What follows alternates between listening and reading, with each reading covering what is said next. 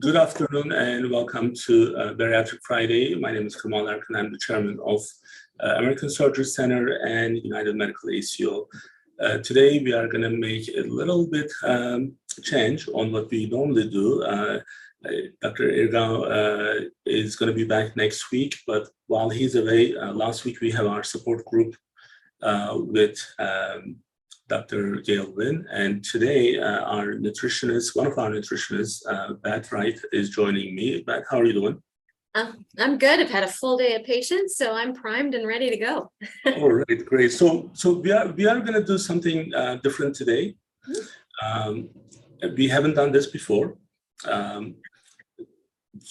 Nutrition, from the nutritionist point, we didn't actually, we do cover of course, the nutrition part of it from the surgeon standpoint, but all of our patients who are going through bariatric surgery, we ask them to have complete 3 nutrition classes minimum, and that is usually happening in the 2-month, 3-month period. And sometimes our nutritionists, they ask, okay, well, we may need to have 1 more session or 2 more sessions based on what patient may need to prepare them for the best outcome.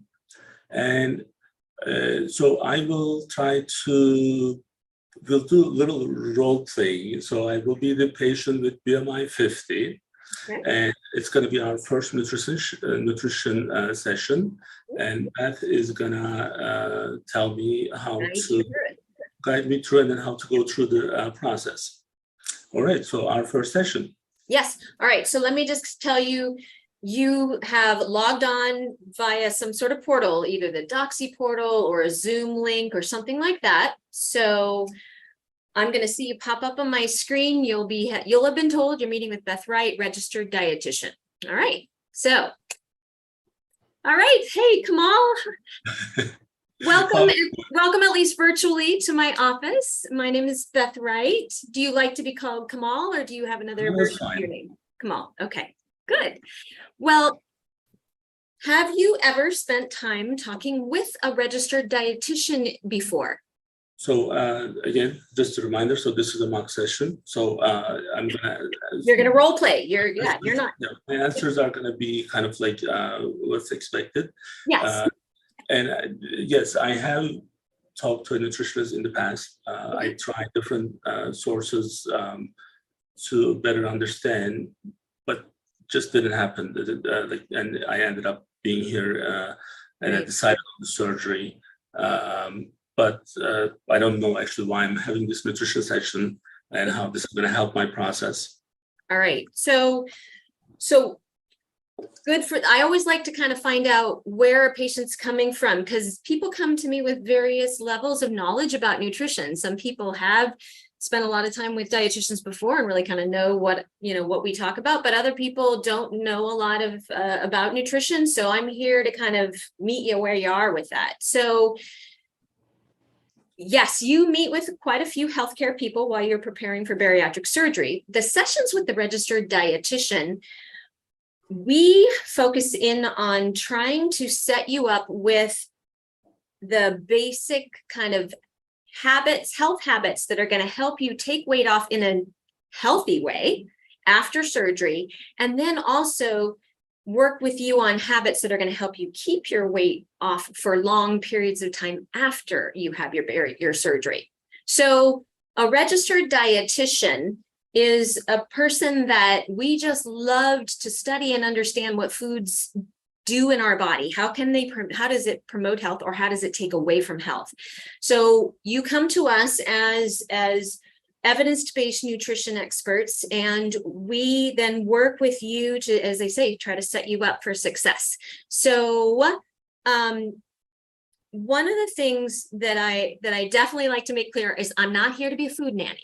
All right. I'm not going to sit here and slap you on the wrist for anything, because nobody is perfect with this. It's all about just putting together step by step the practice. And it's that old adage, practice makes perfect. Okay. So you and I, according to your insurance, it looks like we have 3 sessions together. And so today's session is our longest session, where we're going to go into a little bit more into depth of things. And then towards the end of our session today, I'll kind of tell you what to expect just a little bit, I'll give you a preview of what your second and your third session with me are going to look like. Okay. Sure. And just so that I'm sure you have this information already in the chart. So from the BMI 50 standpoint, my height is 6'1", so I need to be around like 380 pounds. So the patient that I'm marking is 380. So just so that put it in perspective, I'm about right now 220 pounds and still trying to lose weight.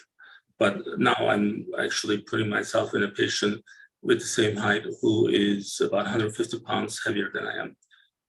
And therefore, even without the level, we already struggled with the maintaining it, but from going back to the patient. So I try everything and it's not working. So then all I think about is food. I eat sometime at like nighttime. Like after dinner or in the middle of the night? After dinner. Okay. After 10, after 10:30. Sometimes I get up around like 2:30 in the morning and want to eat stuff. And because of the weight, my mobility is a little bit limited, so I'm not able to exercise. So I want to go to a gym. Okay. So tell me a little bit more about that. So because I always like to check in with where people are with their intentional exercise. And so would you characterize that you do some sort of intentional exercise every week, or do you sometimes do exercise, or I feel whatsoever? I feel tired most of the time because I may have sleep apnea. Right now, one of the orders that I have to complete is the sleep apnea for the home sleep study. Okay. When I get up, I'm not rested, so I feel like tired all the time. So I just don't want to do Makes much. it hard. Yeah. Yep. And then the most exercise I would do is maybe like 15-20 minute walk. A 15 or 20-minute walk? Okay. How many times a week would you say you do something like that? Maybe once or twice. Okay. All right. So if you can think back to a time in the past where you did have a little bit more energy on a day-to-day basis, was there any kind of exercise that you really kind of enjoyed doing, or at least didn't hate doing? So I think walking is fine, but I just get tired very quickly. So I wish that I could walk more, longer, and maybe a little bit with a higher intensity. But it's after 15 minutes, I get really tired. Years ago, was there any kind of activity that you really liked doing besides walking? I used to go to the gym. Okay. That's been, last time I tried it was maybe 6-7 years ago. And did you enjoy going to the gym, or was it something you just did because you thought you had to be healthy? Well, it was just more like trying to maintain and not to gain weight. But I think in time it was just happening in a way that like things slowed down, and like once I wasn't seeing the results, so then I probably started eating more. Got discouraged. Yeah. Okay. How am I doing so far? Are you hearing this all the time, or I didn't study this with anyone, so yeah. So far, so good. I think I'm getting the information that I need. So let me find out a little bit more about how your day flows, because everybody's an individual here, and I don't just give you the same advice for every single person. I want to know a little bit more about how your day goes, because I'm going to customize my advice more to you. So what does work for you? What do you do for a profession? I'm in an office type of a job, like I'm in healthcare. Got it. Okay. So but it's like most of the day I'm sitting. I was going to ask. Yes, that's exactly why I tend to check, because some people have jobs where they're moving around and they naturally get a lot of steps. And there's others of us like me that have more of a job where I'm sitting more of the time. So definitely I have to pay attention to being purposefully active during the day as well. So that's exactly why I ask. And do you tend to work, daytime hours mostly? Yes, mostly daytime hours. So 8 to 6, 8 to 5, 8 to 7. Okay, all righty. Again, so I've got an idea of how you're spending 8, 9 hours a day, but tell me about when you're going home, what's the living situation like? Are you living alone? Are you living with a family around you? Who's the main cook? Usually, the first thing that I think about is having a dinner. So after dinner, I get tired. If the weather is nice, I will try to walk. But if it's a little bit like rain, would just convince me to not to. So would find excuses not to go out. So yeah. Well, part of it is, I guess, because like if I know that I can lose, let's say, 75 pounds or so, I see if I see the light at the end of the tunnel, it would kind of motivate me. But and I'm just not able to get to that level. It's just, you don't feel like you want to do that. Just focusing on food and, what else can I have? Can I eat? And when you start thinking about it too much, then you want to eat a little bit more. Right. And you kind of get tunnel vision for where your thoughts are going. Yeah. So when you go home, are there other people that you live with, or do you live alone? There are a couple of people in the house that I live with. And are you the main cook, or is somebody else the main cook? Someone else cooks. Okay, great. All right. So, and same thing with kind of shopping. Who's the main shopper in the house? The person who does the cooking is the one who's okay. Got it. Okay. All right.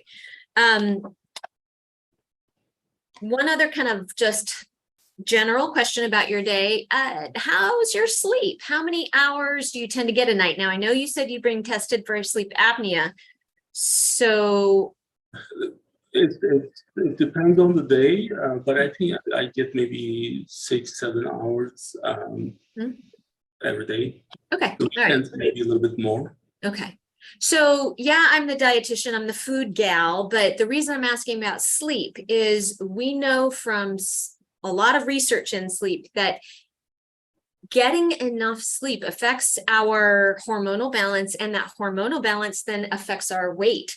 So one of the kind of weight management things is to pay attention to getting enough sleep. So now the question might be, what's enough sleep? Well, typically it's that 7 to 8 hours. So I always tell my patients to get about 6 to 7. You're doing pretty well there, but just pay attention. Like if you find yourself getting more on that 6-hour side, maybe work on trying to push it more towards that 7, because we want you to be, not getting things, having sleep interfere with all of the hard work you're doing as well. Okay. All right. So I'm going to kind of segue a little bit away from peppering you with questions about, your day to day. And I'm going to take you through kind of a typical day with eating and drinking. Okay. I'm going to pause here.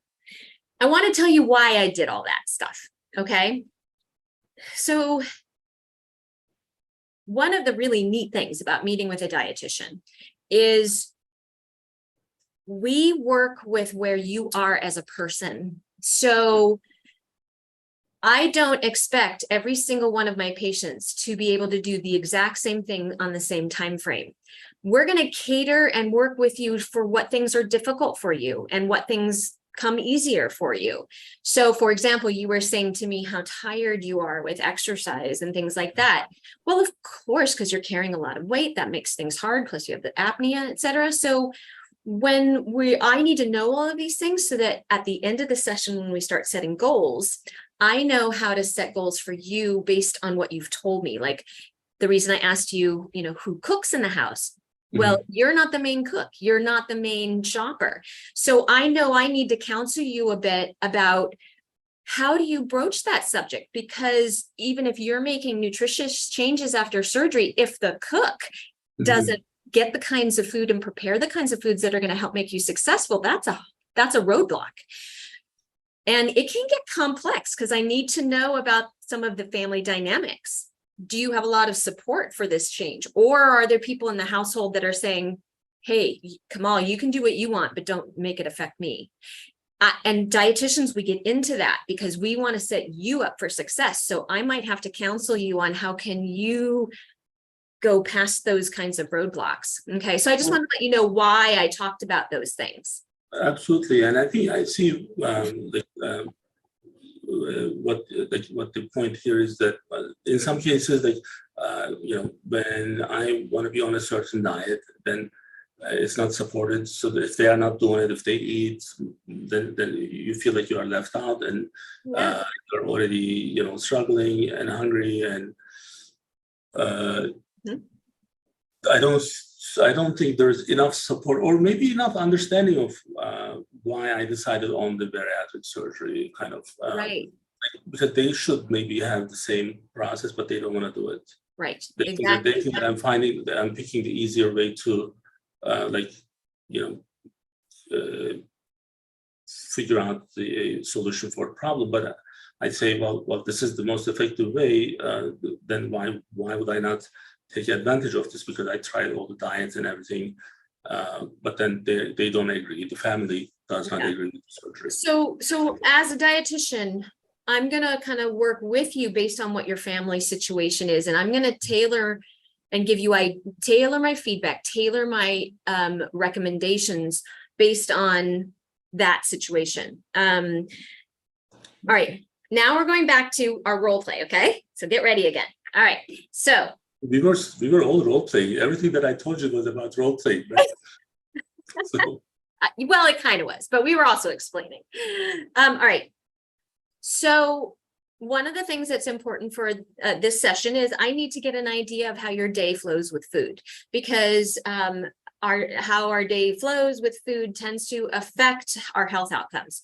So again, remember I told you I'm not here to be the food nanny. So I want to hear everything. I want to hear about the healthy stuff, the unhealthy stuff, so that I get a good picture of things. And keep in mind, dietitians, we love details. So instead of telling me for breakfast you have eggs and toast, tell me please, I have 2 slices of white bread and I have usually 1 or 2 scrambled eggs and 2 slices of turkey bacon. Go into a little of the detail for me.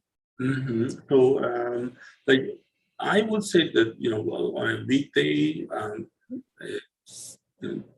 I think bread is part of the issue, I would say. And sometimes I don't know when to stop. Like, I don't feel like I'm full. So then, then I realize later on that I'm I ate too much, and that already sets off the day in the wrong way.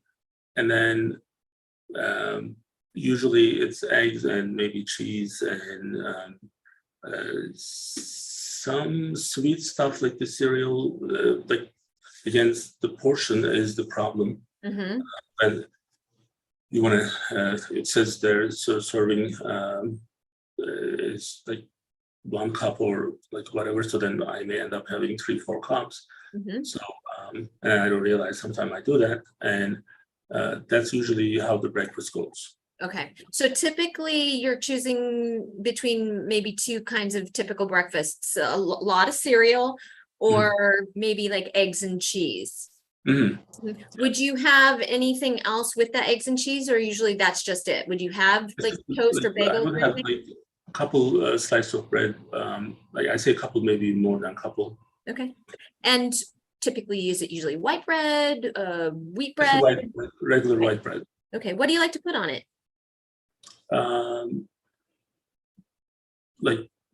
Butter. Okay. All right. Butter with salt. Black pepper. Cereals. What kinds of cereals do you often have? Well, I like the ones kind of like the chocolate flavor ones, they're kind of little like Cocoa Puffs or something like that. Yeah. Okay. So I actually don't know what's out there. What kind of milk do you tend to use? Regular. Like a whole milk? Yeah. Got it. Okay. All right. Thanks. What about anything to drink in the morning? I would probably have some coffee, or some days maybe tea, but mostly coffee. What do you put in your coffee? Creamer and a lot of sugar. Okay. All right. So do you use the packets or like a spoon? for the sugar? Um, I use a spoon. Okay. How many do you tend to put in? Like maybe 2. Okay. All right. The creamer, is it the regular creamer or sugar-free creamer? You want to see what this? Yeah, if you have it, that's great. Yeah. Okay.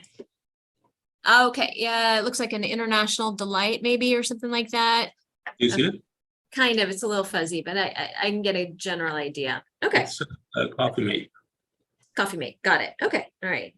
All right. All right. So kind of got breakfast. Do you tend to have anything you like to snack on between breakfast and lunch, or do you tend to eat a bigger breakfast and wait till lunch? Breakfast and lunch, no. But usually I have snacks in the afternoon. Like I get a little bit like more tired, and then I would probably like want to have some ice cream or some chocolate bar or something. So you might have that mid morning, or is that what you said? This is more in the afternoon, like after lunch. Afternoon. Okay, got it. Okay, all right. So what kinds of things? So you said after lunch. So what kinds of things do you like to have for lunch?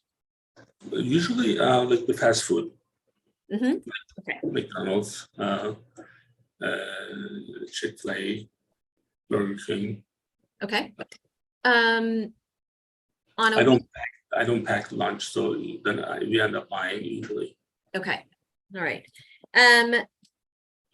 So we did talk about kind of typical snacks that you might have sometime after lunch.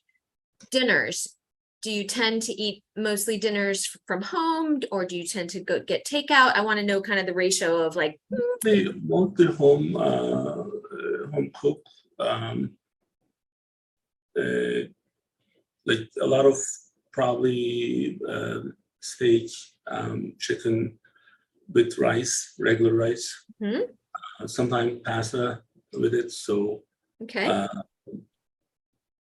not a lot of salad.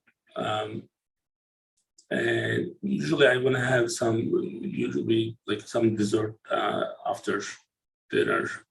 Okay. All right. So far. So let me see if I've got this. So typically when you're eating the dinner that somebody else has prepared, because you told me somebody else is usually cooking, Mhm. There's always usually some sort of protein on your plate. So it's some sort of meat usually. Would you say, how do they tend to, you prepare it usually? Do they bake it, fry it, barbecue? The summertime is less fried stuff. Like there's some like maybe barbecue type, but the outside of summer usually fried. Okay, all right. So, and then you also said you had some sort of carbohydrate like rice or pasta. Do you ever have potatoes or anything like that? Yeah. Some days with, and also like some other vegetables like eggplant and zucchini. Okay. So that was one of my questions. Is there usually some sort of vegetable with those things, or sometimes yes, sometimes no? Sometimes yes, sometimes no. Okay. All right. Got it. All right. Thank you. Because all of that is really helpful information for me as a dietitian, because we're going to be kind of talking about what things you're doing well already that are going to help you after surgery, and you can keep doing them. But we're also going to look at some of the things that you might need to work on changing a little bit or a lot to help with your health goals after surgery. But again, I'll go into that mostly in our second session a little bit. We might touch on a little of that at the end of today's session. Okay. All right. I do want to find out what you drink besides that coffee that you mentioned. What do you drink throughout the day? Rest of the day, I would probably like between coffee and sometimes I get Starbucks, like the latte. If I do Starbucks, I would get some sweet snack with it. In some days, maybe just tea. But between the coffee and tea, alternate. It's all right. You said besides the coffee and the tea, what did you say? Coffee and tea, Okay. just the regular tea.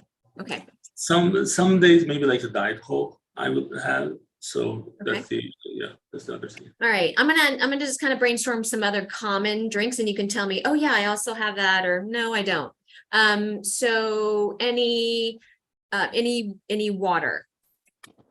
So because I started, going through the first consult, my surgeon told me to pay attention to the water Okay. consumption. So I try to increase it. So I usually finish like 2 of these. Okay, that looks like about 24 ounce maybe, or okay, maybe, all right. More than 20. Is it? Let's go with 24. 24, And to 32. make it a little bit more enjoyable, I put in the middle of it, I don't know if other patients would like to do this. Lemon. I have lemon, cucumber, ginger, and mint. And I'm glad you already know about that. Good, because I often have to tell or explain that that's an option. We call that infusing our drink. And it's a way to get lots and lots of healthy water, which is absolutely kind of one of the cornerstones of being healthy, but you don't have to always drink just completely plain. So you're right, doing something like that is a great idea. And you can even do something like that after surgery too. So, any like lemonades, punches, anything like that on a regular basis, or not really? No, like if, in the evenings, I would probably have a couple glass of wine. Okay. Okay, good. Yeah, and that was going to be my next question, is any alcoholic beverages. So wine, a couple glasses, would that be most days of the week, or would that be maybe 1 or 2 days a week? Like every other day-ish. Not every day, but maybe like 3-4 times a week. Okay, great. All right, I'm pausing here again. I'm going to make a comment now. All right, so I'm on the other side here. All right, so the reason we went through all of that is at the end of my session today, if I have time left, I am going to start to have them kind of work on some of the things that patients are doing that will need to change in order for them to be really healthy after surgery. And we won't try to tackle everything at once. But for example, one of the things we might look at is, are they getting any sugar in their beverages? We might start to work on the sugar in the coffee. We would also work on, I would talk with them about caffeine consumption, how you need to start to wean before surgery from that. We would talk about ways to get their water intake up. And then I would be talking about alcohol, how to kind of pull back on that. And then I'd talk about kind of the guidelines around alcohol and bariatric surgery, because if people do like alcohol, they usually want to know, can I ever have that again in my life? So we do touch on that. Anyway, so all of those details are going to help me to tell them what they're doing really well and work with what is not going to help with their healthy weight loss after surgery. Okay. So I'm going to jump to the next thing that I usually do in an initial session. But before I do that, do you have anything you want to interject outside of your role play? I guess trying to kind of put myself in the patient's position in the first visit, just so that I can, like, in my answers, maybe some of whom, like, I kind of like mix what I would normally do, and just so that, and I know you are not a big fan of an intermittent diet, so in my real life right now, when I'm not the monk patient, I'm almost end of my 18-hour no food right now. So trying not to think about food is difficult right now. So after 18 hours. Well, yeah, I have a hard time with that. Right? So, and then just kind of understand, like, am I expecting, like the weight loss from this nutrition session, or am I being guided for the successful surgery? It's kind of like, the mixed feeling that patients sometimes they tell us, oh, I started with the nutrition, so am I going to lose weight? Or I started this medication, am I going to lose weight? And the patient that we are actually portraying here is a BMI 50. It's about 150 pounds more than where I am today. So the expectation and just being in some cases desperate is what we hear from the patients in our case conferences, because like every day we meet with our nurses and we reach out to the patients, and that's kind of like I wonder what else they would be asking and what information, would I hide any information from the nutritionist? Mhm. Like, would I be like fully honest with everything that I'm doing or not? So those are all kind of like questions that are going through my head as I'm trying to Sure. just. And one of the ways that I approach the topic of weight loss during this preparation process is I try to give them a perspective. And really, because I really emphasize with them that the main important part of this lead up to surgery is starting in or continuing the healthy habits that are going to help set you up for success after surgery. The act of just starting to do these things makes it less overwhelming after you have surgery to do all of these healthy changes. So I don't tend to put a huge amount of pressure on you have to lose exactly 12 pounds. We talk more about, let's work on being healthy. Let's work on a positive relationship with food. Let's work on the things that might get in the way of you doing these things. And hopefully we are going to see weight loss during this process. And then I'm usually clear that we'd like not to see gain during this process. But if they are really doing, like they've changed their habits completely, where they never even got off the couch before, but now they're walking 3 days a week, I'm going to say, even if they don't lose a pound from that, I'm going to say, you win there. You did great. And we're just going to kind of go with, we're going to lead with healthy habits, and hopefully from healthy habits, we'll see weight loss. Does that kind of help kind of address a little bit what you were talking about? Yes, it does. Definitely. Okay. I did want to just jump to a few other things that I covered during the initial session.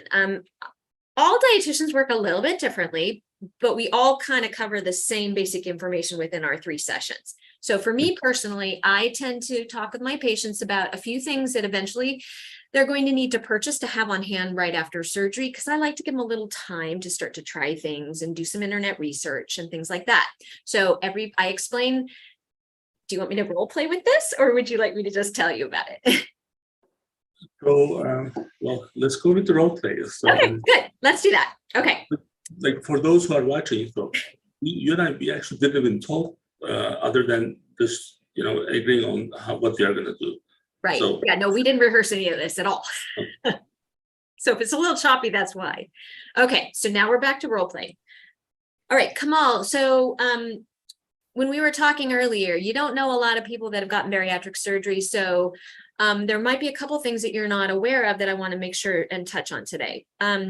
So one of the things that we ask all people that have bariatric surgery to do is to commit to taking vitamins and minerals on a daily basis. And that's something we want you to do the rest of your life. It's not just for a couple months, it's forever and ever. Reason being, yes, we hope that you're going to be eating pretty darn healthily after surgery, but again, your stomach is a lot smaller. So even if you're eating really healthily, we want to have you taking some vitamins and minerals just to kind of be a buffer if you're not getting quite enough of some of the vitamins and minerals you need. So I am going to send to you through the IQ Health portal. We'll send you a link and you're going to sign up for that. I'm going to send you 2 handouts that tell you kind of what you're going to be taking after surgery and how much. Then I'm going to give you some brand recommendations, because for at least 6 months after your surgery, the vitamins and minerals need to be easily dissolvable. They need to be very, what we call bioavailable to you, break down easily. So for a while, like a hard pill, multivitamin won't break down very easily in that stomach. We need to baby it. So I'll send you some recommendations. You can do some research and listen for like some feedback from people, what people like and don't like. And then we'll talk about that in another session. And eventually I'm going to have you order those before your surgery. Okay. Any thoughts or questions? I mean, we will go over this later. I think there's a vitamin right now, just like one of those like multivitamin.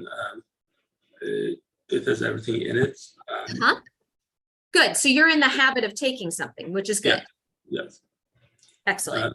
Just like because like I feel like I feel less tired when maybe like even just mentally I feel less tired when I know that I'm taking something. So I've been doing that. Well, That's the power of nutrients. It can give you more energy. That's definitely Right. what you and I are going to be talking about. And believe it or not, we can get more energy from food. So, all right. The other thing that I often talk with patients about is, for a while after your surgery, again, we have to pamper that stomach. So there's going to be a series of textures as you recover that you're going to progress through. For a while, having liquid protein is going to be very important. So have you ever had any high protein drinks in the past? Like those powder protein powders. Powdered or bottled stuff? Have you ever had that? I used to do the powder stuff, Beth, but then I read things in different places, and then they said they may not be so great for your body, and then I stopped doing it. Okay. All right.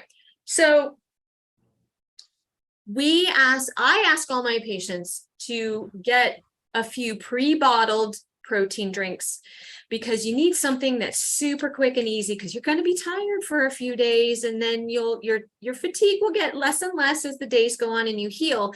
But I don't want you to always have to mix powders with things. So I ask you to get a few pre-bottled. I have some brand recommendations. We can go over this. I used to do one of those in the like 10 years ago or so, like the one with the other one. Yeah. No, the other. This one, Yeah. Premier. Yeah, I used to have those. Yeah. Okay. So, and then right now, because we're running a little short on time, I'm not going to go too far into them, but we can talk more. I can go over different options there, but I want you to maybe start to try a couple again to see what flavors you like, okay, or don't like, because I will eventually have you purchase those before surgery. Also going to have you purchase a protein water. I'll go into that a little bit more, but I just wanted you to know so you can start to try different things. Water, right? It cut out. I didn't hear you. Do you hear me? No, it cut out for a second. I'm sorry.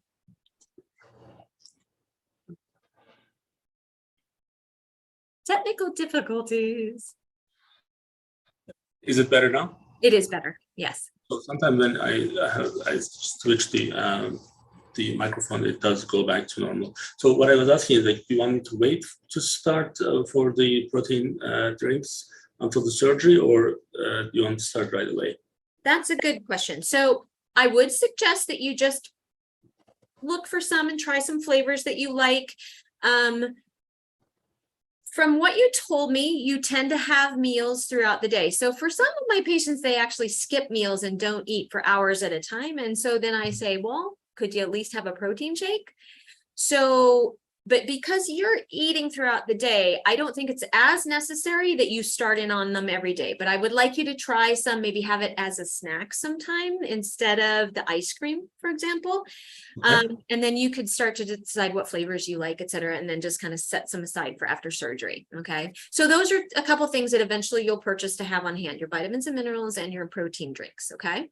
All right. One of the other things that work for me, we are marketing here. So when I really want to have ice cream, I would probably I would try to kind of curb that with like yogurt and mix with like berries and ice, and try to kind of just not to go through the ice cream stage. So it's like the way that you are explaining this protein is almost like maybe I can do that.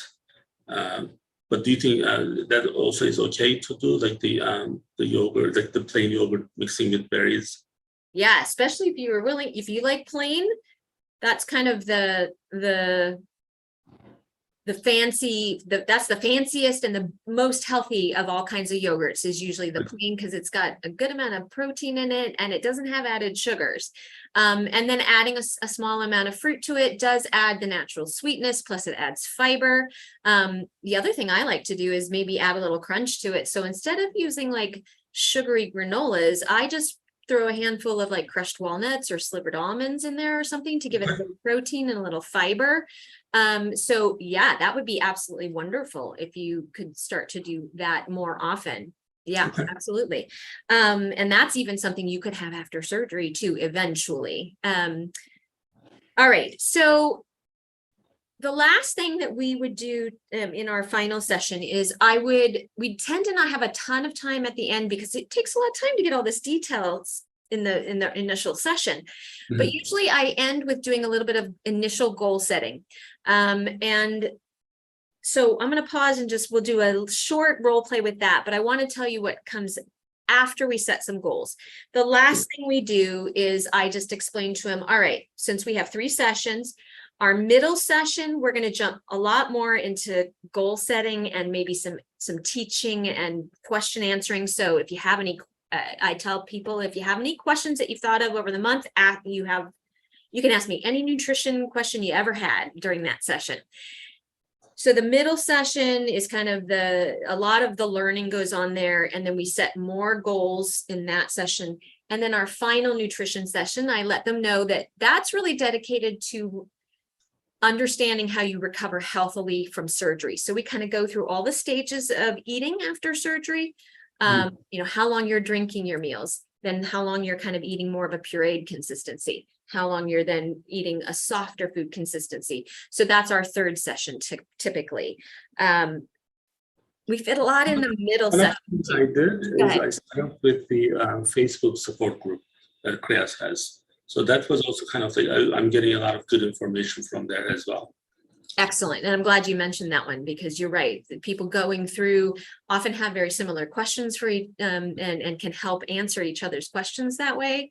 Other things that we will definitely tend to talk about in a middle session, we go into meal planning and meal prepping, because that is a foundation of healthy eating, not leaving things up to the last minute all the time. So all dietitians kind of tend to give a lot of help and ideas on how to do that regularly. We tend to talk about tracking tools.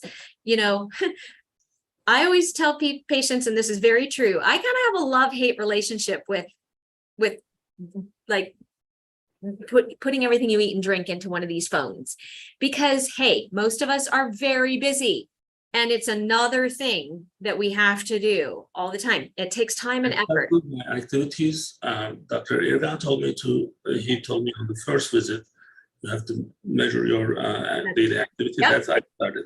But whether it's inconvenient to use all the time or not, we do know that putting what you eat and drink into these kinds of things is very informative. Plus, it keeps us more aware of what our choices add up to over a period of time. So during our middle session or at the end of the first session, if I have time, we are going to talk about how to use the app. I might tutor you on how to use it a little bit. I'm going to show you where there are instructional videos online that you can watch to get to know how to use them. So that's just another thing that we do. We also talk about kind of some of the changes based on the food recall that I did. We're going to talk about if a patient skips meals a lot, which a lot of people going and getting bariatric surgery do that. And we talk about how that tends to not support energy level being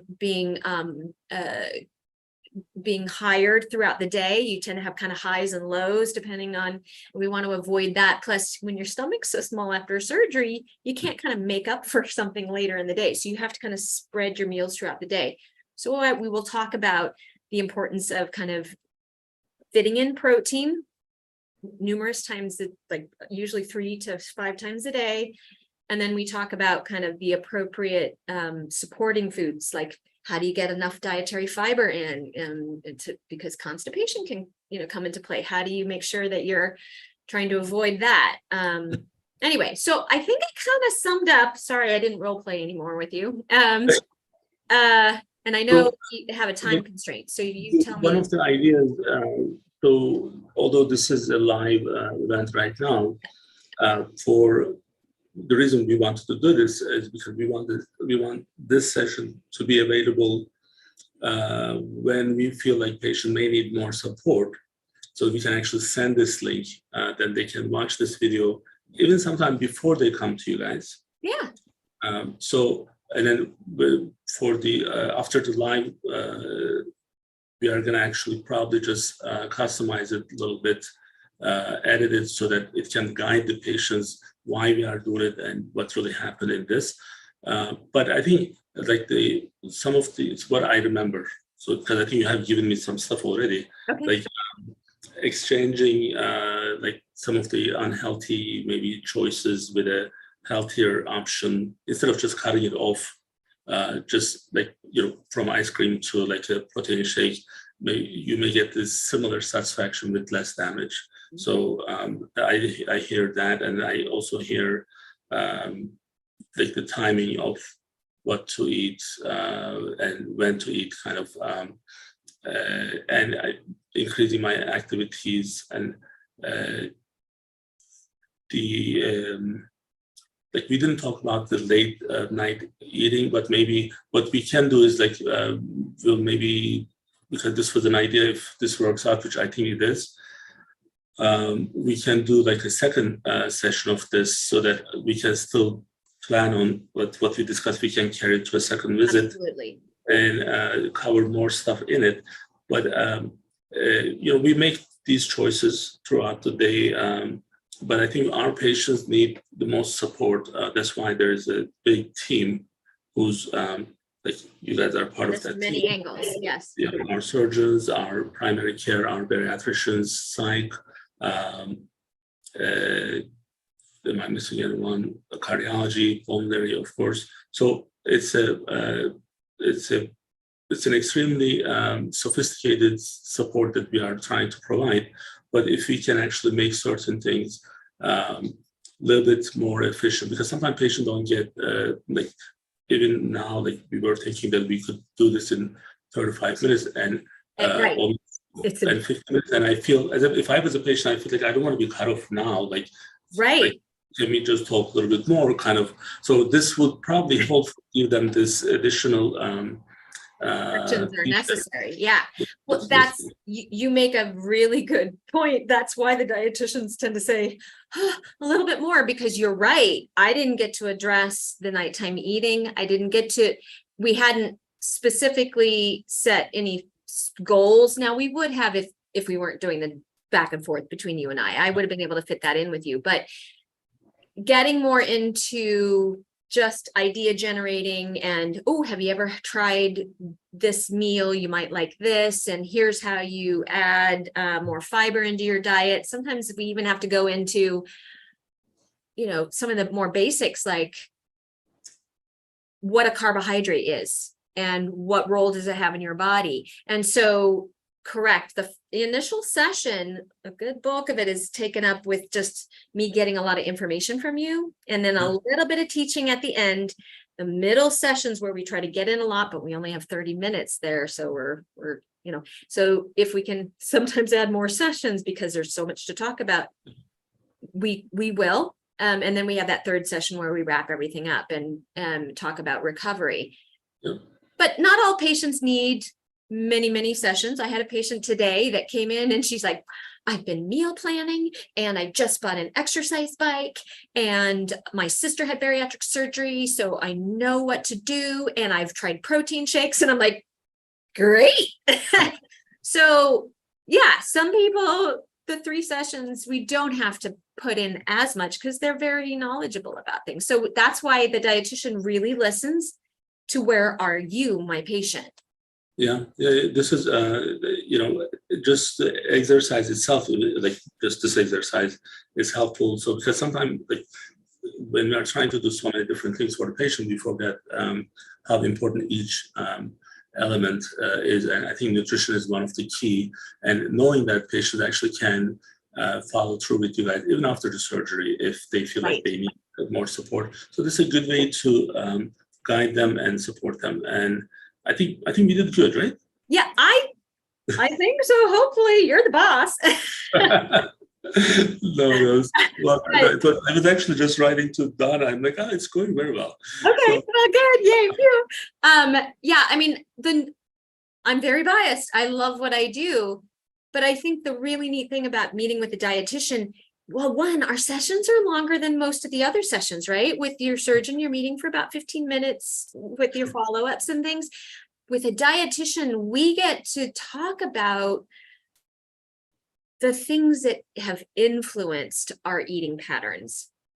Well, and there's a lot of things that influence eating patterns. And the dietitian starts to really get into that, because if you don't solve the core issues, or you don't work on and identify the core issues, it gets really hard to change patterns. So yeah, the dietitian does a lot more than just saying, here's what to eat. The other thing that I want to tell the patients, reading and watching videos related to this is important, but make sure these are coming from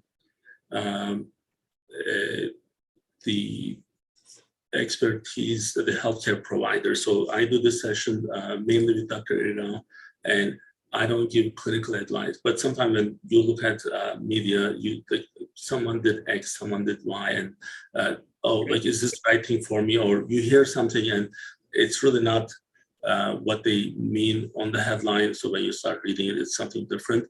So